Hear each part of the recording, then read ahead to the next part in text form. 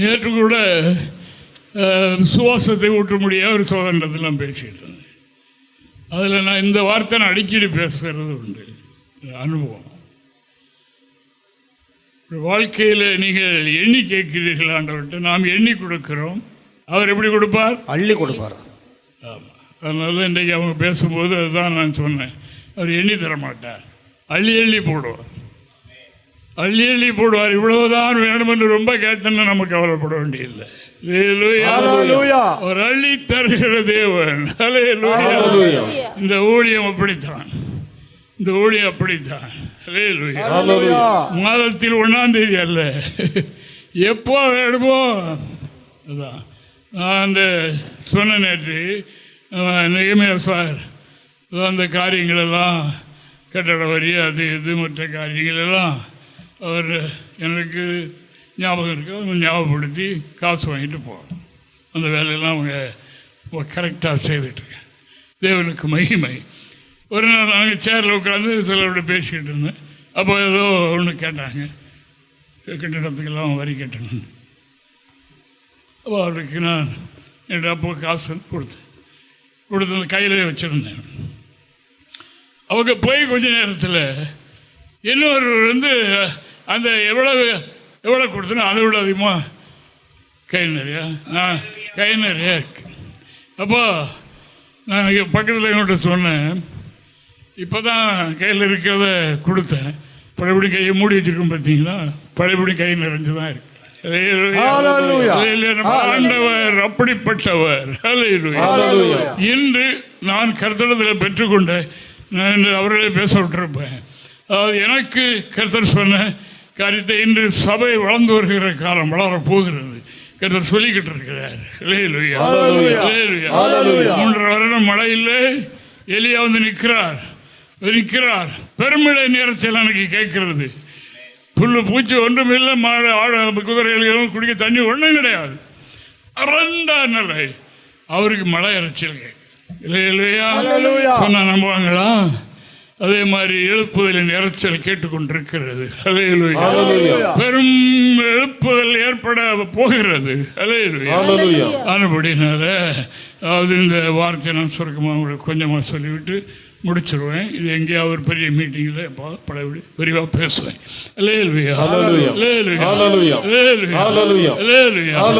அன்பான தேவனுடைய பிள்ளைகளை, இந்த திருச்சபை அதாவது வசனத்தை கொண்டு தேவ தரிசனத்தோடு தேவ வெளிப்படுத்தலோடு அநேக வாக்கு தத்தங்களோடு இது ஸ்தாபிக்கப்பட்டது.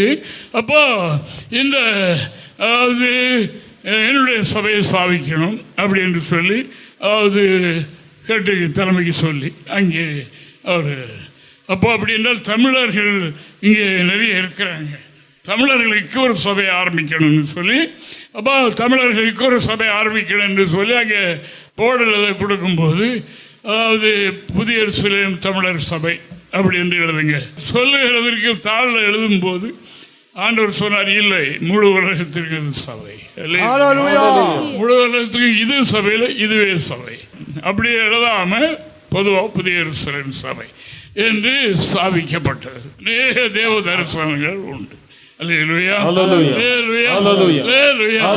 ஆனபடியினால் தேவ தரிசனத்தோடு இந்த சபை கட்டி சரியான அஸ்திவாரம் போட்டு கட்டி எழுப்பப்பட்டு வருகின்றது. ஆதி சபையிலேயும் இடைக்காலத்தில் பலவிதமான குளறடிகள் கோப்படிகள் அவர்களுக்குள்ளே அதெல்லாம் சாத்தாமரம் இருக்க நடக்கும். இப்படியே நம்முடைய சபையில் இடையில் ஒரு சோர்வடையக்கூடிய ஒன்றை சொந்தரு எப்படி காலம் உருவாச்சு.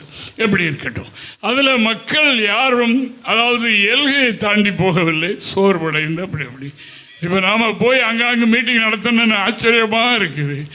கேரளத்தில் ஒரு மீட்டிங் கூட 1000க்கு அதிகமான பெரிய கூட்டம், இடைநாள் கூட்டம் தான். அப்பவும் மக்களையும் போட்டு விட்டு அவ்வளோ கூட்டிட்டேன். சேலத்தில் போட்டோம், பெரிய ஒரு மண்டபம் அவ்வளவு நடந்துட்டு போகல, எல்லாம் பழைய ஆட்கள் எல்லாம் வந்துட்டு. அப்படி நம்ம ஒரு இடத்துக்கு போகிறோம் அப்படின்னா பழைய ஞாபகத்தோடு அந்த பழைய அஸ்திவாரத்தை எண்ணி எல்லாம் வந்து கூடுது அங்கே இருக்கு. அப்படினால இன்று உங்களுக்கும் ஞாபகப்படுத்தும்படியாக தேவ தரிசனம் கண்டு தேவ மனிதர்கள் மூலமாக அஸ்திவாரம் விடப்பட்ட இந்த சபை, அதாவது இது வளர்ந்து கொண்டு இருக்கின்றது. நம்முடைய உள்ளங்களில் என்னென்ன எழுச்சிகள் எப்பெல்லாம் தோன்றி மறைகிறது என்ன என்று கொஞ்சம் கண்டுபிடிப்பதற்காக நான் ஒரு சிறிய ஆலோசனை உங்களுக்கு சொல்ல விரும்புகின்றேன். தாவீது ராஜாவுக்கு ஆலயம் கட்ட வேண்டும் என்று ஒரு பெரிய ஆசை. அவர் பெரிய தேவ பக்தன். தேவனுக்கு மகிமை, கர்த்தரை துதிக்கிறதிலும் பாடுறதிலும் கர்த்தருடைய காரியத்திலும் கர்த்தருடைய ஆலயத்தை பற்றி பக்தி வைராக்கியம் என்னை பட்சித்ததெல்லாம் அவர் சொல்லுகின்றார். தேவனுக்கு மகிமை, உங்களுடைய வீட்டை குறித்த பக்தி வைராக்கியம் என்னை பட்சித்ததென்று அவர் சொல்லுகின்றார். தேவனுக்கு மகிமை உண்டாவதாக. அப்படிப்பட்டவர் தீர்க்கதரிசி நாத்தான் இடத்துல சொன்னார், நான் கேது மரத்தினால மச்சு பாவப்பட்ட அப்படி ஒரு வீட்டில் படுத்து ஒரு பெரிய அப்படிப்பட்ட அலங்காரத்தில் படுத்து தூங்கி கொண்டிருக்கும் போது கர்த்தருடைய உடன்படிக்கை பற்றி எங்கே கூடாரத்தில் கிடக்கிறது, ஆண்டவருக்கு ஒரு ஆலயம் கட்ட வேண்டும் என்று அவர் சொன்னார். தேவனுக்கு மகிமை. அப்படி அவர் பேசிக்கொண்டிருந்தார். அப்போ தீர்க்க சொன்னார், நீ ராஜா, நீ நினைத்தால் கட்டிடலாமே, அதில் என்ன என்று சொன்னார்.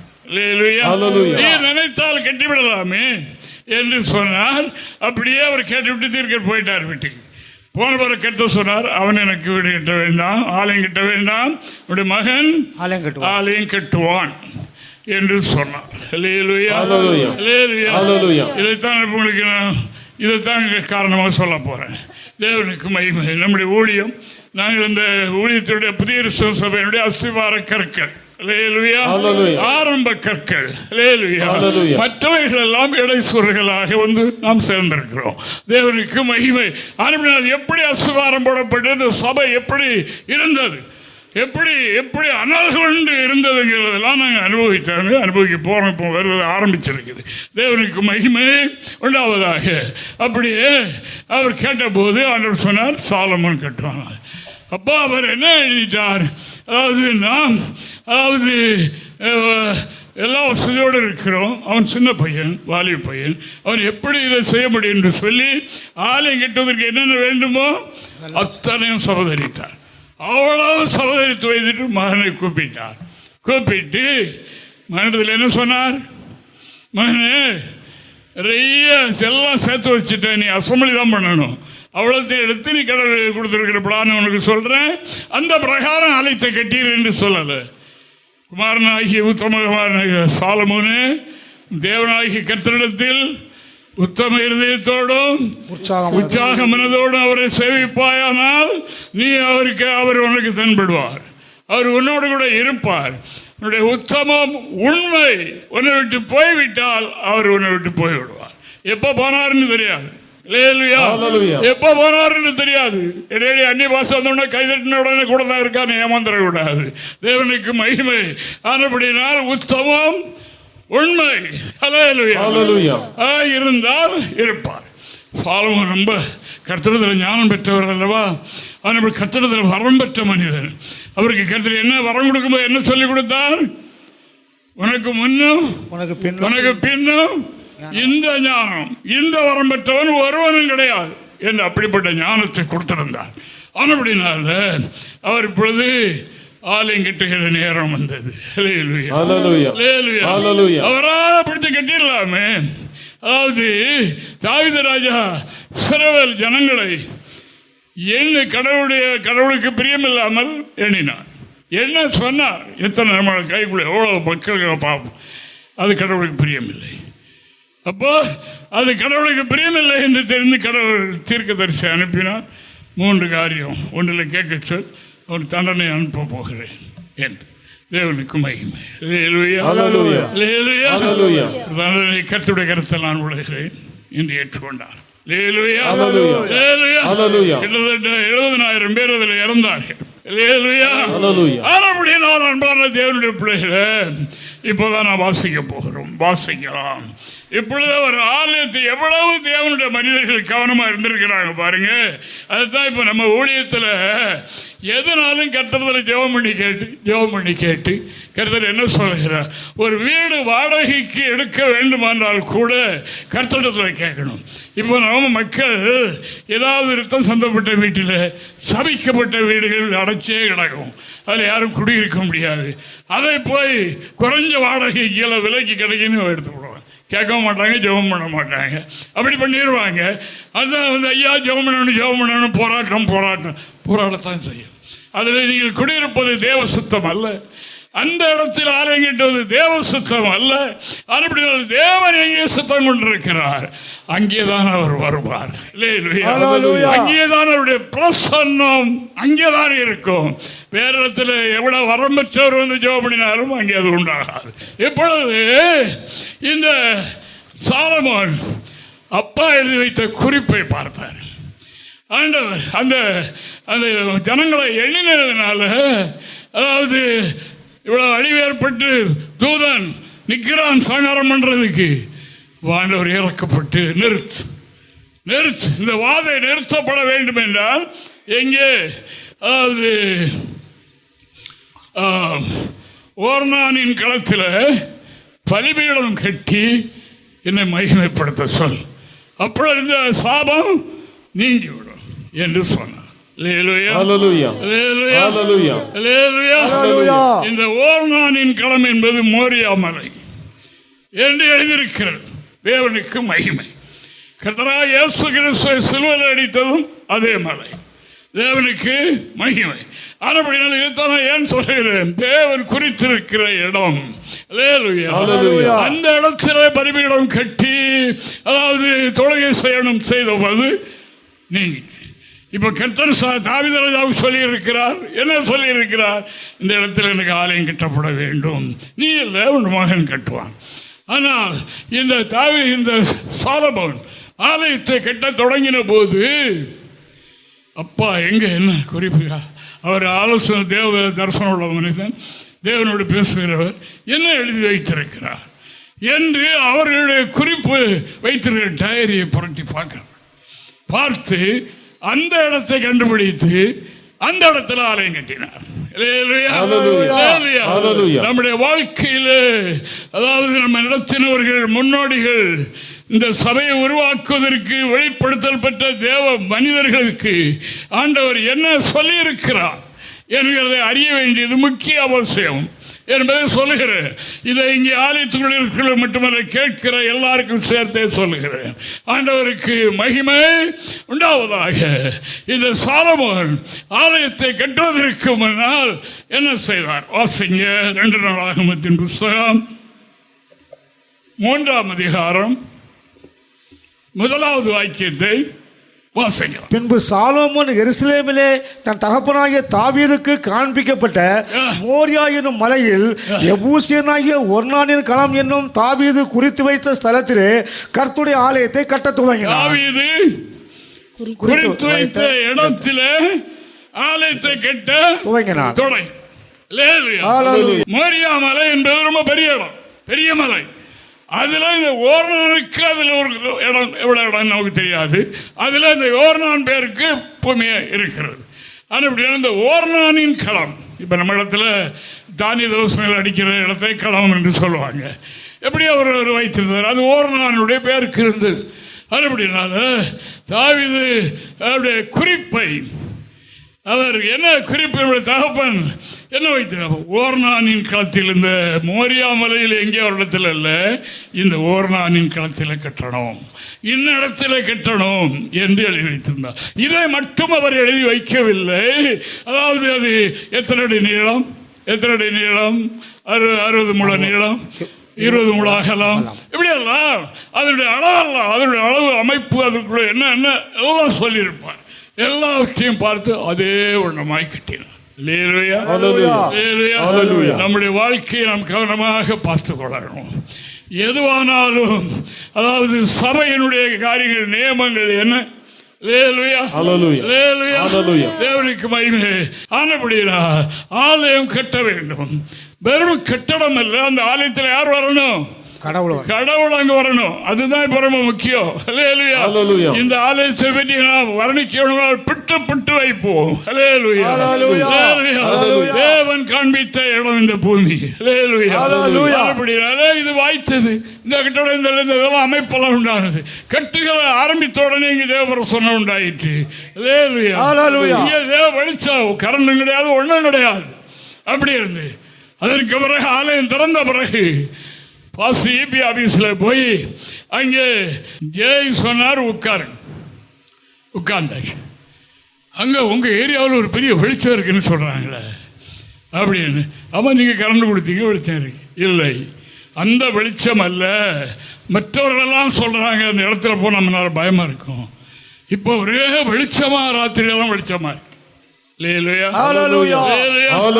இந்த பயம், இந்த எண்ணம் சாலமோனுக்கு இருந்தது. அவருடைய ஆரம்ப அனுபவம் அப்படி. அப்போ அப்பாவுக்கு ஆண்டவர் எந்த இடத்துல ஆலயம் கட்டணும், எவ்வளவு அகலம், நீளம், உயரம், அதனுடைய உள் அமைப்புகள் என்னென்ன என்றெல்லாம் சொல்லியிருப்பார். அவர் வார்த்தையில் சொல்லியிருக்கலாம். அந்த குறிப்பை அவர் கண்டுபிடித்தார். அதான் அந்த குறிப்பு காட்டியிருக்கு பார்த்தீங்களா? தாவீதுக்கு காண்பித்த அந்த குறிப்பு, அந்த ஓர்னான் களத்தில் என்ன இடத்துல ஆலயம் கட்ட வேண்டும் என்று ஆண்டவர் சொன்னார். அவர் அந்த ஆலயத்தை கட்டி முடித்து பிரதிஷ்டை பண்ண ஆரம்பித்த உடனே அங்கே என்ன ஆயிற்று, வேகமாக நான் சொல்லிட்டு போயிடுறேன். அதாவது என்ன ஆயிட்டுன்னு சொன்னால், தேவ பிரசன்னம் இறங்கிட்டு, பிரதிஷ்டை அன்றைக்கு தேவ பிரசன்னம் அங்கே இறங்கிட்டு. ஆசாரியனும் உள்ள போக முடியாது, கோயிலுக்குள்ள பரிசெலுத்த முடியாது, அவ்வளவுக்கு தேவ மகிமை. நம்ம ஒவ்வொருவருடைய வாழ்க்கை நாம் ஒரு ஆலயம் தான். நமக்குள்ளே கர்த்தர் வாசமாய் இருக்கின்றார். நீங்களே அந்த ஆலயம் என்றும் சொல்லி இருக்கிறது, ஆலயமும் உண்டு. அப்படியே ஒரு ஆலயத்தை தேவன் தம்முடைய முற்பிதாவாகிய தகப்பனுக்கு சொன்ன வார்த்தை தேடி கண்டுபிடித்து அந்த வழி அவர் ஃபாலோ பண்ணினார். இவருடைய இஷ்டத்துக்கு பணம் இருக்கு, எல்லாம் இருக்கு, நானே கட்டிக்கிடுவேன், யாரும் தேவையில்லை, எந்த உதவியும் அவசியம் இல்லை, இனிமேல் எனக்கு யாரும் தேவையில்லை, கஷ்டப்படுற காலத்தில் தான் தேவைப்பட்டு எனவே நானே பார்த்துக்கிடுவேன், அதில் கர்த்தர் இருக்க மாட்டார். இதை நாம் நன்றாக தெரிந்து கொள்ள வேண்டும். அது ஆபத்தான நிலையில் கொண்டு விட்டு விடும் என்பதை நான் உங்களுக்கு சொல்லுகின்றேன். தேவனுக்கு மகிமை.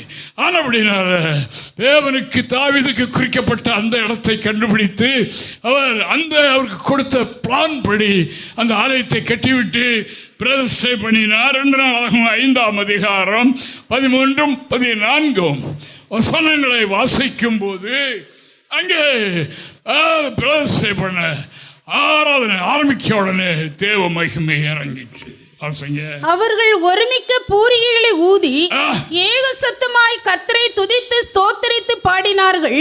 ஆசாரியர் பரிசுத்த ஸ்தலத்திலிருந்து புறப்படுகையிலும் பாடகர் பூரிகைகள், தாளங்கள், கீத வாத்தியங்களுடைய சத்தத்தை தொனிக்க பண்ணி கர்த்தர் நல்லவர், அவர் கிருபை என்றுமுள்ளது என்று அவரை ஸ்தோத்திரிக்கையிலும் கர்த்தருடைய வீடாகிய தேவாலயம் மேகத்தினால் நிறையப்பட்டது. அந்த மேகத்து நிமித்தம் ஆசாரியர்கள் ஊழியம் செய்து நிற்க கூடாமற் போயிற்று. கர்த்தரிடத்திலே கேட்டு பிற்பிதாக்கள் குறித்து வைத்திருந்த இடத்தில், அந்த இடத்தில் இவர்கள் ஆலயத்தை கட்டினபடியினாலே அங்கே தேவனுடைய மேகம் வந்து ஆலயத்தை மூடி, தேவனுடைய மேகம் மகிமை, அந்த மகிமை தேவாலயத்தை நிரப்பிட்டு உள்ளவை பரிசீலித்த ஆராதனை நடத்த ஆசாரியர் உள்ள போக முடியும். அவ்வளவு இன்றும் அது நடக்கும். அதை கர்த்தர் செய்ய போகிறார்.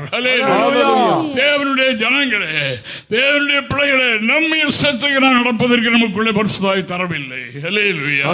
அவர் நம்மை அவருடைய வீடாக, அவருடைய ஆலயமாக தெரிந்து கொண்டு நமக்குள்ளே வாசமாய் இருக்கிறார். அப்படினாலே இந்த வீட்டை நம்முடைய இஷ்டத்துக்கு நடத்த நமக்கு அதிகாரம், உரிமையும் கிடையாது.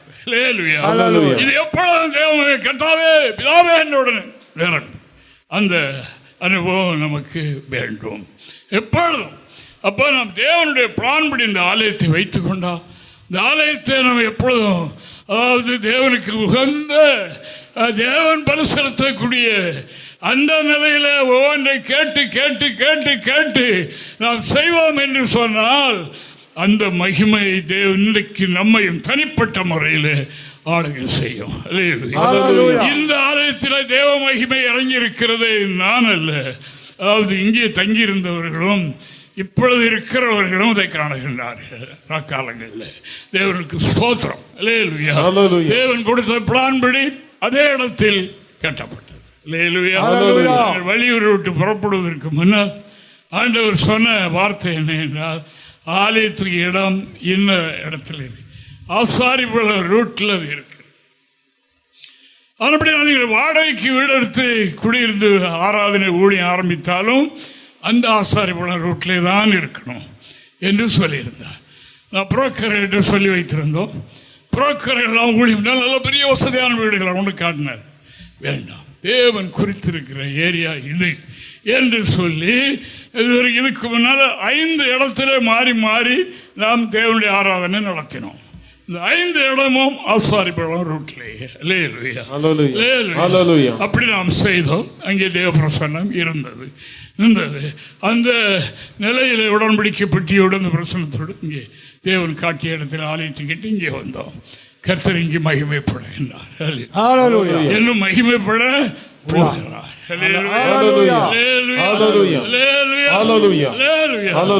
சாலமோன் இந்த ஆலயத்தை கட்டிவிட்டு அவர் ஒரு ஜெபம் பண்ணினார். பிரதிஷ்டை முடிந்து பிரதிஷ்டை பண்ணார்.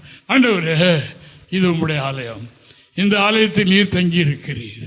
அப்படினால தேவனுடைய ஜனங்கள், இஸ்ரவேல் ஜனங்கள் தங்களுக்கு வியாதியோ புனியோ பிரச்சனையோ கடன் பாரமோ நெருக்கடிகளோ எவைகள் வந்தால் இந்த ஆலயத்துக்கு நேராக ஜெபம் பண்ணினால் நீர் அவருடைய ஜெபத்தை கேட்டு அவர்களுக்கு பதில் அளிக்கணும் என்று அவர் ஜெபம் பண்ணினார்.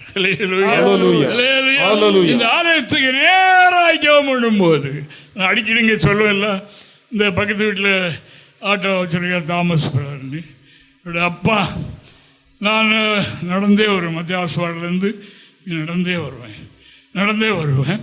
வர்ற வழியில் ஒரு நாள் என்ன மறிச்சார். மறித்து என்கிட்ட சொன்னார், ஐயா, நான் காலையில் எழும்பின உடனே முதலில் உங்களுடைய ஆலயத்தை பார்த்து கொஞ்சம் நேரம் ஜெபம் பண்ணிட்டு தான் மற்ற காரியத்தை செய்வேன். இதை கண்ட பக்கத்து தோப்புக்காரர், அவருக்கு கிறிஸ்தவர் தான், அவர் என்கிட்ட கேட்டார், ஏன் அங்கே கடவுள் மேலாம் இருக்கார், நீர் இங்கே பார்த்து ஜெபம் பண்ணி நிற்கிறேன்னு கேட்டார். அப்போ அவருக்கு நான் சொன்னேன், கடவுள் இருக்காரு. வரலாறு பூரா அவருக்கு தெரியும். இந்த ஆலயம் கிட்ட ஆரம்பிக்கும் போது, இந்த வேலை செய்யும்போதெல்லாம் நம்மளை அன்பினால் எச்சரித்தார்.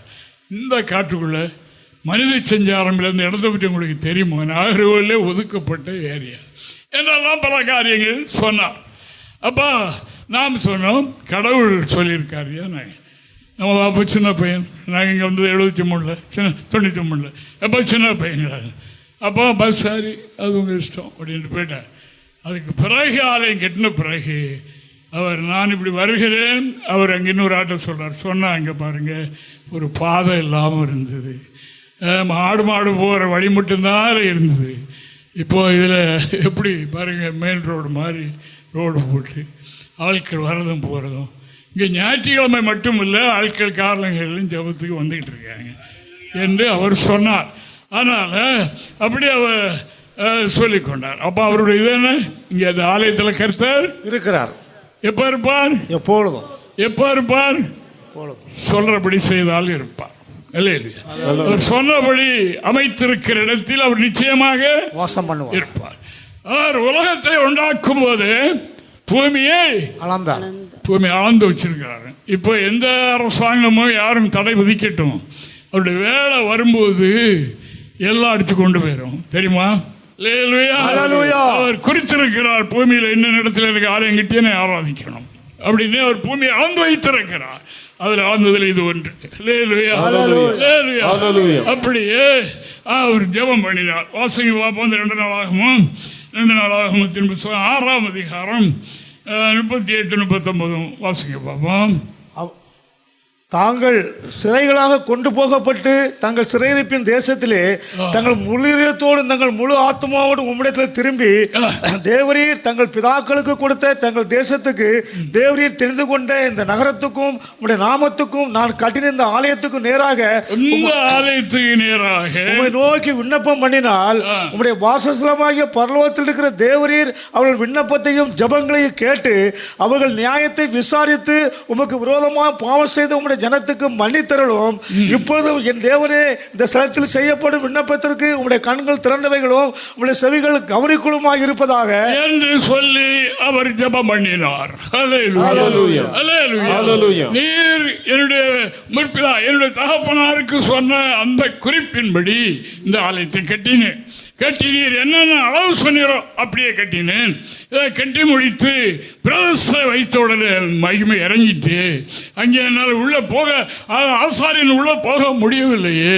எல்லாமே தேவ மகிமை மேலே கீழே நிரப்பிட்டு அப்படினால் இந்த ஆலயத்துக்கு நேராக யார் ஜெபம் பண்ணுகின்றார்களோ அவர்களுக்கு நேர் பதில் உரைக்க வேண்டும் என்று ஜெபம் பண்ணினார். இந்த ஸ்தலத்தில் இருக்கிற விண்ணப்பத்திற்கு கண்கள் திறந்தவர்களும் செவிகள் கவனிக்கிறவர்களும் நம்முடைய பிள்ளைகள் வந்து டெய்லி பார்த்தால் இங்கே ஒரு குறிப்பு இருப்பாங்க ஜெபத்து.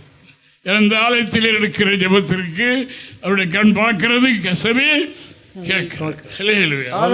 தேவனுடைய ஆலயம்,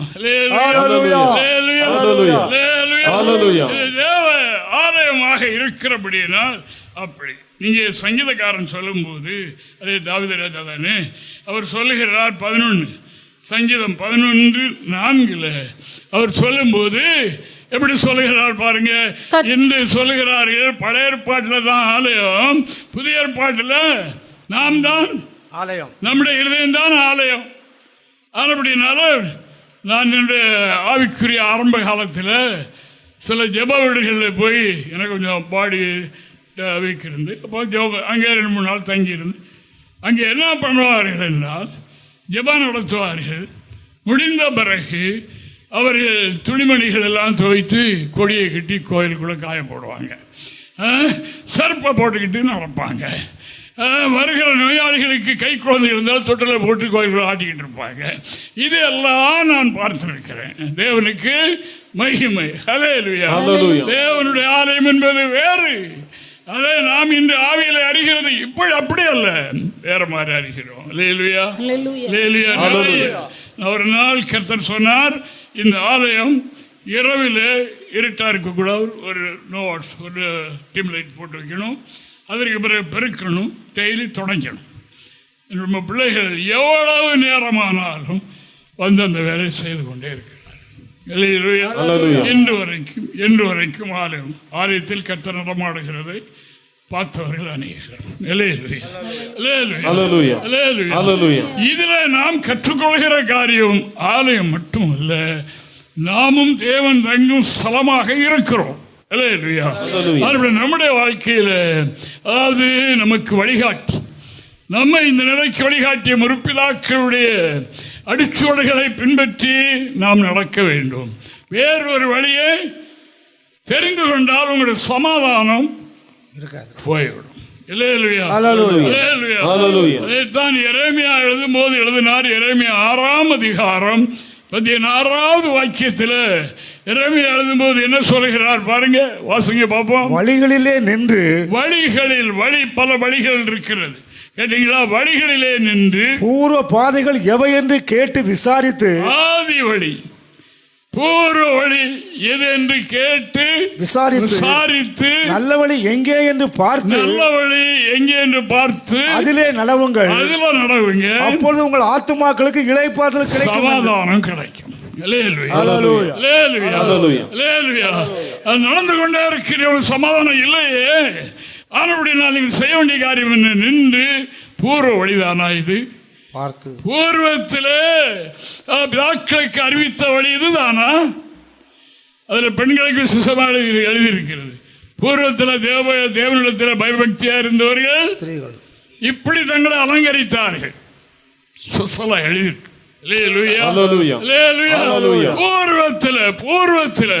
பூர்வத்தில் தேவனிடத்தில் பயபக்தியா இருந்தவர்கள் அந்த வழியை கவனிக்கணும். நாம இடைக்காலத்தில் உள்ள லேட்டஸ்ட் ஒன்றை கவனிக்க கூடாது. நிறைய இறக்குமதி ஆகிக்கொண்டே இருக்கிறது, இறக்குமதி ஆகிக்கொண்டே இருக்கிறது. வழிகள் நிறைய ஆயிற்று. ஏதோ வழியில் நடக்கிறாங்க. இது பூர்வ வழிதானா? நிற்கணும். நின்று தெரிந்தவர்களிடத்தில் கேட்டு ஜாரித்து பூர்வத்தில் தேவபக்தியாக நடந்தவர்கள் நடந்த நல்ல வழி எது கேட்டு அதில் நடக்க. அப்போ என்ன கிடைக்கும்? உங்கள் ஆத்துமாக்களுக்கு இளைப்பாறுதல், ஆத்துமாவில் சமாதானம். அதை விட்டு என்னெல்லாம் போய் இன்றைக்கு நடக்கிறது. ரட்சிக்கப்பட்டவன் என்ற மக்கள் மத்தியிலேயும் நடக்கிறது. பூர்வீக வழி வேதத்தில் தானே இருக்கிறது. அந்த கல்யாண வீட்டில் சொன்னேன், ஆபிரகாமுடைய மனைவி ஆபிரகாம் என்ன எப்படி சொன்னாங்க? ஆண்டவனே ஆண்டவனே என்று அழைத்தார். நீங்கள் அப்படி நடந்தால் அவளுக்கு பிள்ளைகளாக இருப்பீர்கள். அந்த வழியை பார்க்கணும். அப்படி இருக்கிறோமா? இல்லை என்றால் நான் வேறொரு வழியில் போயிட்டு இருக்கிறோம்.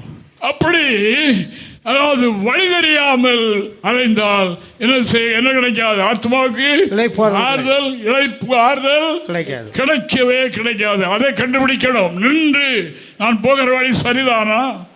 நான் நடக்கிற முறை சரிதானா? நான் பேசுகிற முறை சரிதானா? என் வீட்டில் என் மனைவியை நான் நேசிக்கிறேனா? கணவனுக்கு மரியாதை கொடுக்கிறேனா? பெற்றோர்களை நான் கனம் பண்ணுகிறேனா? பூர்வ வழி இங்கே தானே இருக்கு பைபிள்ல. தேவனுக்கு மகிமை. அப்படினால் இன்று கர்த்தருடைய வார்த்தை என்ன சொல்லுகின்றது? சாலமோனுக்கு தேவாலயம் கட்ட பெர்மிஷன் கொடுக்கப்பட்டது. தாவீது அதற்கு வேண்டிய அனைத்து பணம், பொருள், வெள்ளி, பொண்ணு, பணிமுட்டுகள் எல்லாம். அதனால் எந்த இடத்துல ஆலயம் கட்டணும்? இடம் இருக்குது. அவர் ராஜாவினுடைய மகன், அவர் ராஜா. அதனால எந்த இடத்துலையும் கட்டலாம் இல்லை. தேவனுக்கு பயப்படுகிறவர்கள் அப்படித்தான். தங்களுக்கு தகுதியும் அறிவும் பணமும் இருக்கிறது என்று அறிந்து தேவ சுத்தம் இல்லாமல் எங்கேயும் போய் அவர்கள் அகப்பட மாட்டார்கள். இன்றைக்கு அநேகர் போராட்டம் போராட்டம் போராட்டம் போராட்டம். அந்த வீட்டை எடுத்த பிறகு போராட்டம், அதை வாங்கின பிறகு போராட்டம். தேவ சுத்தமா என்பதை அறியாமல். அப்படினால் நாம் தேவ சுத்தம் அறிந்து செயல்படணும். நமக்கு தேவன் நம்முடைய திருச்சபையினுடைய வரலாறு ரொம்ப பெரியது. இதை திசை திருப்ப இன்று சில கிரியைகளை நான் காணுகின்றேன். முடியாது. எருசலேமை யார் கட்டுகிறார்? கர்த்தர் கட்டுகிறார். யார் கட்டுகிறார்? கர்த்தர் கட்டுகிறார். எருசலேமை கர்த்தர் கட்டுகிறார். அதில் வருகிற மக்கள் தானா வருகிறார்களா? தொடர்ந்தொண்டை சரளர்களை கூட்டி சேர்க்கிறார். அவர்தான் கூட்டி சேர்க்கிறார். ரட்சிக்கப்பட நியமித்தவர்களை அவர்தான் கொண்டு சேர்க்கிறார். அவர்தான் ரட்சிக்கப்படுவர்களை கர்த்தர் அனுதினமும் சபையிலே சேர்த்து வந்தார். இந்த சபையில் ஒரு சபை. இந்த வார்த்தை என்னிடத்தில் ஒரு 10 நாளைக்கு முன்னால தனியாக பேச ஆரம்பித்தேன். சாலமோன் தன்னுடைய தகப்பனுடைய குறிப்பை டைரியை பார்த்து ஓர்னானின் களம் என்று சொன்னார். அதில் எந்த இடத்துல என்கிறத அவர் அதில் குறிப்பிட்டிருப்பார். அந்த குறிப்பின்படி அவர் ஆலயத்தை கட்டினார். ஆலயத்தை கட்டி அவர் பிரதிஷ்டை பண்ண ஆரம்பித்த உடனே மகிமை இறங்கிச்சு. ஒவ்வொருவரும் அப்படி தேவ அடிச்சோடுகளை பின்பற்றி தேவ சுத்தம் என்னவென்று பாதையில நின்று கேட்டு விசாரித்து பாதை தவறாமல் அவர்களை கேட்டு அதன்படி நடப்போம் என்றால் என்னாகுமா? எப்பொழுதும் ஆத்துமாவில் பொங்கி வழிகிற அனுபவம் உண்டாகும். அதுதான் கிறிஸ்தவம். தேவனுக்கு மகிமை உண்டாவதாக. பாருங்கள், இயேசு சுவாமி இடத்துல சீடர்கள் கேட்டாங்க, புளிப்பில்லாத அப்ப பண்டிகை ஆகிய பஸ்கா ஆசரிக்கணுமே. அப்படின்னா ஆண்டவரே, இந்த பட்டணத்தில் ஒரு வசதியான வீட்டை எடுத்து அதில் நாங்கள் ஏற்பாடு பண்ணட்டுமா என்று கேட்கவில்லை. நாங்கள் அதை எங்கே ஆயத்தமாக, எந்த வீட்டில் இந்த பஸ்காவை ஆசரிக்க நீர் சுத்தம் கொண்டிருக்கிறீர், உனக்கு விருப்பம் எந்த வீடு, எந்த இடம்? அப்படி இல்லைன்னா அவர் அங்கே வரமாட்டார். அவர் குறித்திருக்கிற எல்லா வீட்டுக்கும் அவர் இல்லை, அவருக்கு ஒன்று உண்டு. அந்த வீட்டை அவர் சுட்டி காட்டினார். போக வீதியில் ஒரு தண்ணீர் கூட சுமந்து கொண்டு வருவான். அவன் போகிற வழியே போக அவன் அந்த வீட்டுக்கு போவான். அங்கே கம்பளம் முதலானவர்கள் விரித்த ஒரு மேலறை இருக்கும், அதிலே பண்ணுங்க. வாசிங்க மத்தேயு சுவிசேஷம் 26ஆம் அதிகாரம் 17 முதல் வாசிங்க ஒரு 20 வரைக்கும். புளிப்பில்லா அப்ப பண்டிகையின் முதல் நாளிலே சீஷர்கள் இயேசுவினிடத்தில் வந்து, பஸ்காவை புசிப்பதற்கு நாங்கள் எங்கே உமக்கு ஆயத்தம் பண்ண சித்தமா இருக்கிறீர் என்று கேட்டார்கள். அதற்கு அவர், நீங்கள் நகரத்திலே இன்னாரிடத்திற்கு போய், என் வேலை சமீபமாக இருக்கிறது, உன் வீட்டிலே என் சீஷரோடு கூட பஸ்காவை ஆசரிப்பேன் என்று போதகர் சொல்லுகிறார் என்று அவனுக்கு சொல்லுங்கள் என்றார். இயேசு கற்பித்தபடி சீஷர்கள் போய் பஸ்காவை ஆயத்தம் பண்ணினார்கள். கற்பித்தபடி அதே வீட்டிலே சீடர்கள் பஸ்காவை ஆயத்தம் பண்ணினார்கள். வாசிங்க. சாயங்காலமான போது 12 கூட அவர் பந்தி இருந்தார். அங்கே வந்தார். தேவன் நியமித்த அந்த இடத்தில் இவர்கள் ஆயத்தம் பண்ணினார்கள். அப்படி ஆயத்தம் பண்ணினபடியால் இயேசு தம்முடைய சீடர்கள் அழைத்து கொண்டு அங்கே வந்து அந்த பஸ்கா பந்தியிலே அமர்ந்தார். இது நமக்கு சரியான ஒரு பாடம். எங்கேயும் குடியிருக்கலாம். ஆண்டவர் சொல்லியிருக்கலாமா, பார்த்து ஒரு நல்ல வசதியான வீட்டை ரெடி பண்ணுங்கன்னு சொல்லியிருக்கலாமே, சொல்லவில்லை. அது என்ன அடையாளம்? வீட்டில் நீங்கள் ஆயத்தப்படுத்துங்கள். அதான் இப்போ நாம் செய்கிறதில் அநேக பிழைகள் அநேக நேரம் ஏற்பட்டு விடுகிறதில்ல. கர்த்தர் வர மாட்டார், கர்த்தர் அதில் தலையிட மாட்டார். ஆனபடியால் நமக்கு ஆறுதல் சமாதானம் இல்லை. தேவனுக்கு மகிமை. ஆனபடினால் தான் கேட்டு செய்யுங்கள், வழியில் நின்று கேட்டு செய்யுங்கள், அதை அறிந்தவர்களிடத்தில் தெரிந்தவர்களிடத்தில் கேட்டு செய்யுங்கள் என்று அதனால் தானே உங்களுக்கு சொல்றது. தேவனுக்கு மகிமை.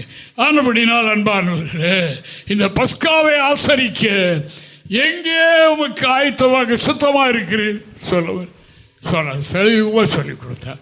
அதே மாதிரி மாற்றாமல் செய்தார்கள். இயேசுடைய சீடர்களும் அந்த இடத்துக்கு வந்தார்கள். அங்கே வந்து பந்தியிலே அமர்ந்தார்கள் என்று வேதம் சொல்கிறபடினா, நம்ம ஒவ்வொருவரும் நமக்கு ஒரு தேவாலயத்துக்கு கர்த்தர் தந்திருந்த போதிலும் நாம் அனைவரும் அவர் தங்கும் ஆலயமாக இருக்கிறோம். ஆனபடினா இந்த காரியத்தில் நாம் எல்லாம் தேவனிடத்தில் கேட்டு, அவர் வந்து சும்மா நம்மள உள்ளுக்குள்ள எங்கேயோ ஒரு இடத்துல இருக்கதான் வந்திருக்காரா, நமக்கு எல்லாவற்றிலும் உதவி செய்ய வந்திருக்கிறார். எல்லா காரியத்திலும் உதவி செய்வார், கண்டிப்பாக உதவி செய்வார் என்பதை சொல்கிறார். அவரிடத்தில் கேட்கலாம். முழங்கால் நின்று ஆண்டவரே சுத்தமா என்கிறதை கேளுங்கள், அவர் உங்களுக்கு ஆலோசனை தருவார். அங்கே எப்பொழுதும் அவர் இருப்பார். நம்முடைய காரியங்களை அவர் தலையிடுவார், எல்லாவற்றையும் அவர் செய்வார். அந்த பிரகாரம் நாம் செய்வோம். ஆனபடினால் தேவாலயம் தேவனை ஆராதிக்கிற இடம் என்று சொல்வது, அதாவது தேவன் இப்ப பாருங்க, நாம் ஒரு இடம் வருகிறது, அந்த இடம் வருகிறது என்றால் நாம் ஜெபம் பண்ணி கேட்கணும். ஆண்டவரே இந்த இடத்தை வாங்கலாமா என்ன என்று அவருக்கு தான் தெரியலாம். அப்படினாலும் சில இடங்கள் சபிக்கப்பட்ட இடங்கள், சில இடங்கள் தேவனை விரும்பாத இடங்கள் உண்டு. அதில் பலவிதமாக இரத்தம் சொந்தப்பட்டிருக்கும், என்னெல்லாமோ நடந்திருக்கும். அதை கர்த்தர் அலோட் பண்ண மாட்டார். அது தெரியாமல் வசதியாக இருக்கு, எல்லாம் ரொம்ப சீப்பாக கிடைக்குது, போய் வாங்கினோம் என்று சொன்னால் அங்கே கர்த்தருடைய உதவி இருக்காது. தேவனுக்கு மகிமை. அதில் தான் சத்துரு மேற்கொண்டு விடுகின்றான். தேவனுக்கு மகிமை உண்டாவதாக. ஆனபடினால் அன்பான தேவனுடைய பிள்ளைகளை, தாவீது ராஜா தேவாலயத்தை பற்றி சரியாக தெரிந்தவர். ஆனபடியினால் அவர் தேவன் சொன்னபடியே எல்லாம் செய்தார். அந்த தாவீது ராஜாவுக்கு ஆலயம் என்று சொல்லிவிட்டால், ஆலயத்துக்கு போக வேண்டும் என்று சொல்லிவிட்டால் பெரிய மகிழ்ச்சி அவருக்கு உண்டாயிருவான். வெறும் கட்டணத்துக்கு அல்ல, அவர் ராஜா. அந்த ராஜ அரண்மனையில் ஒரு மனிதனுக்கு சந்தோஷப்படுவதற்குரிய எல்லா காரியங்களும் அங்கே உண்டு. ஆனால் அதில் அவருக்கு சந்தோஷம் இல்லை. அவருக்கு ஆலயத்திற்கு போவோம் என்று சொன்ன உடனே மகிழ்ச்சி வந்துடுது.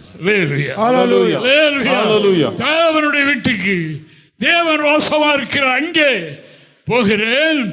அங்கே அவர் என்னை மகிழ செய்வார். ஹல்லேலூயா. ஹல்லேலூயா. அதாவது இங்கே எனக்கு பலவிதமான அலுவல்கள், பலவிதமான பிரச்சனைகள், பல பாரங்கள் இதில் இந்த போஸ்டில் அமர்ந்த பிறகு அப்படி இருக்குது என்று அவர் அப்படி மக்கள் அவருடைய சேவையிடம் சொல்லி வைப்பாராம்.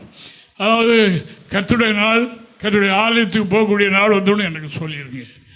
கர்த்தருடைய ஆலயத்துக்கு போன உடனே சொல்லிருங்க, எனக்கு நாளை பற்றி தெரியாது, ஒன்றும் தெரியாது, அவ்வளவு நான் நெருக்கடியில் இருக்கிறேங்கிற மாதிரி சொல்லியிருக்கிறார். 122 சங்கீதத்தில் நாம் இப்படி பார்க்கின்றோம். கர்த்தருடைய ஆலயத்துக்கு போவோம் வாருங்கள் என்று எனக்கு அவர்கள் சொன்னபோது மகிழ்ச்சியாக இருந்தேன். தேவனுக்கு மகிமை உண்டாவதாக.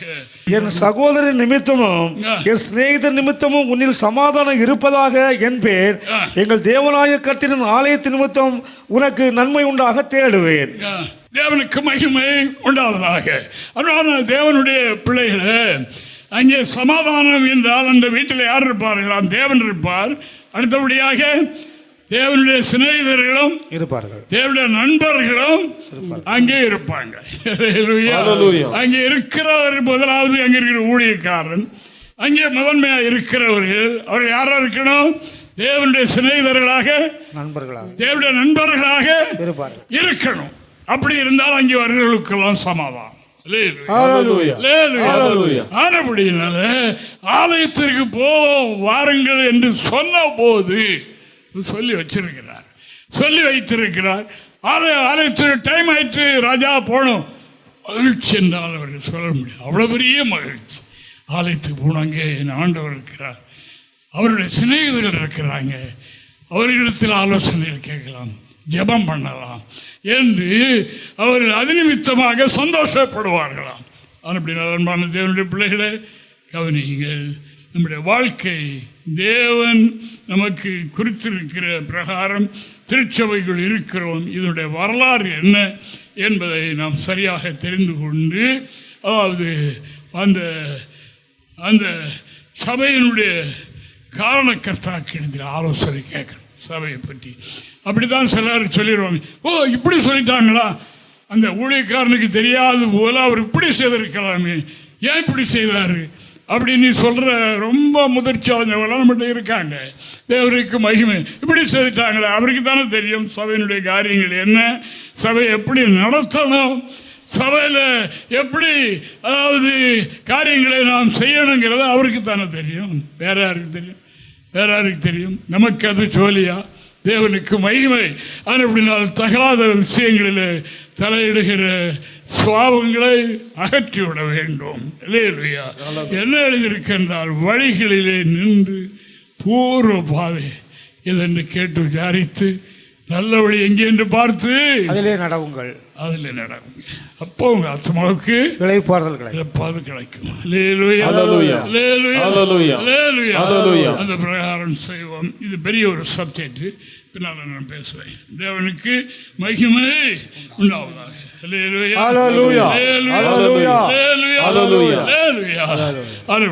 இது கர்த்தருடைய ஆலயம். கர்த்தர் நம்முடைய ஆலயத்துக்கு நம்மை கொண்டு வந்திருப்பது மகிழை செய்வதற்காக, மகிழை செய்வதற்காக கொண்டு வந்திருக்கிறார். ஏசாயா 56:7 வாசிக்கலாம். நான் என் பரிசுத்த பர்வதத்துக்கு கொண்டு வந்து, இங்கே பரிசுத்த பர்வதம், பரிசுத்த பர்வதத்திற்கு நான் உங்களை கொண்டு வந்து என் ஜெப வீட்டிலே அவர்களை மகிழ பண்ணுவேன். ஆமென். அங்கே கொண்டு வந்து நம்மளை கொண்டு வந்திருப்பது எதுக்காக? மகிழ பண்ணுவது. நாம் சுகத்தோடு பாரத்தோடு பலமான பிரச்சனைகளோடு தான் பலர் வந்திருக்க முடியும். தேவனுடைய பிள்ளைகளாக இருந்தாலும், பரிசுத்தாய் பெற்றிருந்தாலும், பெரிய நிலையில் இருந்தாலும், அவர்களுக்கு இந்த 6 நாள் 7 நாள் உலகத்தில் பல பாடுகள் உண்டு. அதற்குத்தான் அவர்களுக்கு இது கர்த்தருடைய நாளாக கர்த்தராக்கி அங்கே அழைத்து கொண்டு வந்து அதெல்லாம் மறக்க வைத்து நம்மளை மகிழ பண்ணுவதற்காகத்தான் ஜெப வீடாகிய அவருடைய ஆலயத்துக்குள்ளே நம்மை கொண்டு வந்திருக்கிறார். நாம் அவைகளை எவைகளை நாம் இங்கே வந்து கேட்டாலும் நம்முடைய நலனுக்காக, நாம் மகிழ்ச்சியாக இருக்கும்படியாக, ஆறுதலோடு ஜீவிக்கும்படியாக அவருடைய வீட்டுக்கு அழைத்து கொண்டு வந்து கர்த்தர் நம்மை நடத்துகிறார் என்கிறதை மனதில் வைத்துக் கொள்ளுங்கள். சாலமோனை போல தன் தகப்பன் குறித்து வைத்திருந்த இடத்தில் ஆலயத்தை கட்டினார். கட்டி முடித்து பிரதிஷ்டை பண்ணும்போது தேவ மகிமை அங்கே இறங்கிட்டு, எப்பொழுது நம்மோடு கூட தேவ மகிமை நிறைந்து இருக்க வேண்டும் என்றால் கர்த்தர் குறித்த காரியங்கள் ஒன்றும் மாற்றாமல் நிறைவேற்றுவோம். கர்த்தரமை ஆசீர்வதிப்பார். ஆமென். ஹல்லேலூயா. எங்களை தொடர்பு கொள்ள வேண்டிய முகவரி: புதிய எருசலேம் சபை, 3/248 A, தெற்கு சானல் கரை, அனந்தன் பாலம், சாலேம் நகர், ஆசாரிப்பள்ளம் போஸ்ட், நாகர்கோவில் 629201. எங்களது தொலைபேசி எண் 8931313126 மற்றும் 94895299462.